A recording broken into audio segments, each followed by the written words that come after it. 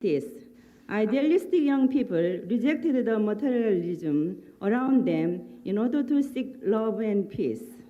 But in the process, they also abandoned morality and responsibility. Today, our society suffers the result: drugs, promiscuity, crime, and suicide. Of all this, what pains God most is the misuse of sexual love through free sex.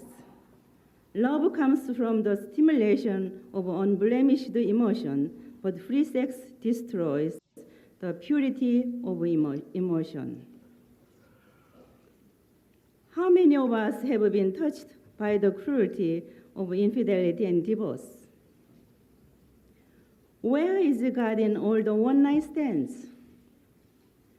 What about the nightmare of sexually abused children?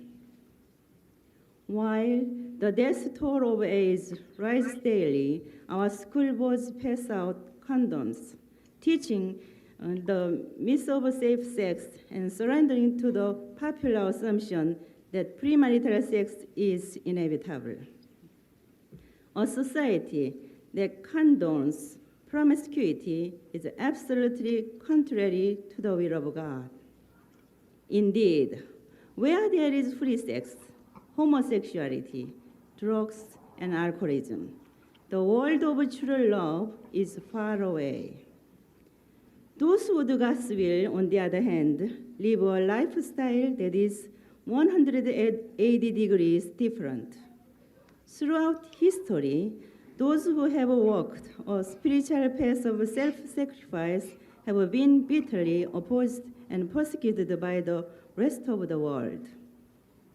An example of this is the Unification Church, whose members strive to live a lifestyle of purity and self-sacrifice. Despite severe worldwide persecution, the fact that our church has risen from obscurity in Western Korea to become a world-level religious movement in only 38 years testifies to God's continued guidance and support. Ladies and gentlemen, religion teaches that a wrong can be restored through the process of restitution. In the divine principle, we refer to making restitution for a wrong as paying indemnity.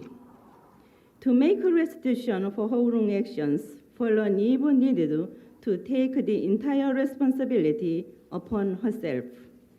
Walking in reverse order meant that Eve needed to create unity between Cain and Abel as a foundation for restoring the true parents.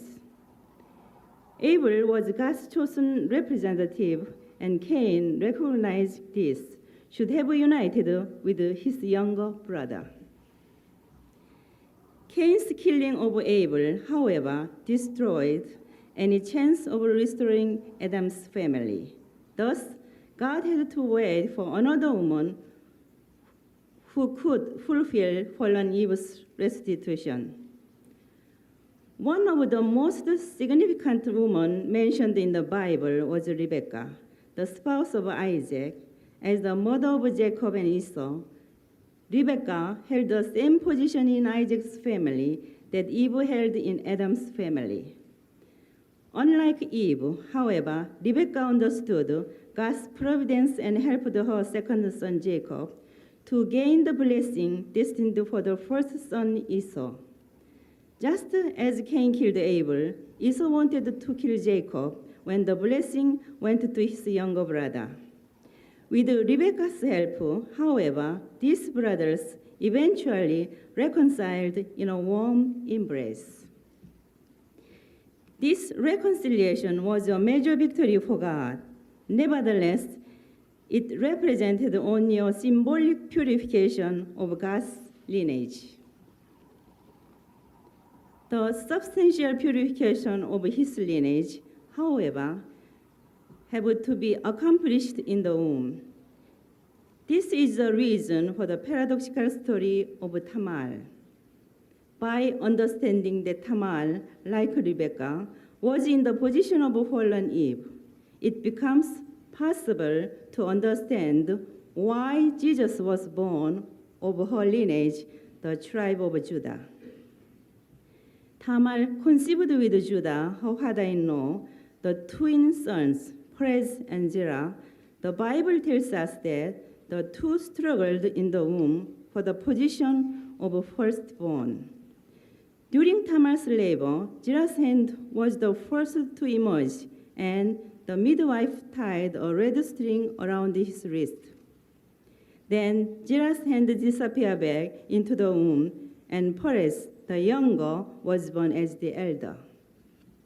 Thus, the younger son peacefully restored the elder son's position even before birth took place. In terms of conventional morality, the stories of Rebecca and Tamar would be questionable at best.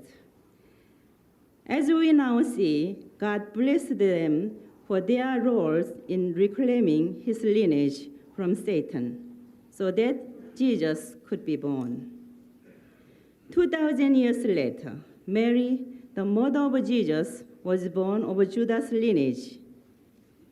She had the responsibility to unite Cain and Abel figures on the expanded family, clan, and national levels through paying appropriate indemnity and restoring Abel to the elder son's position.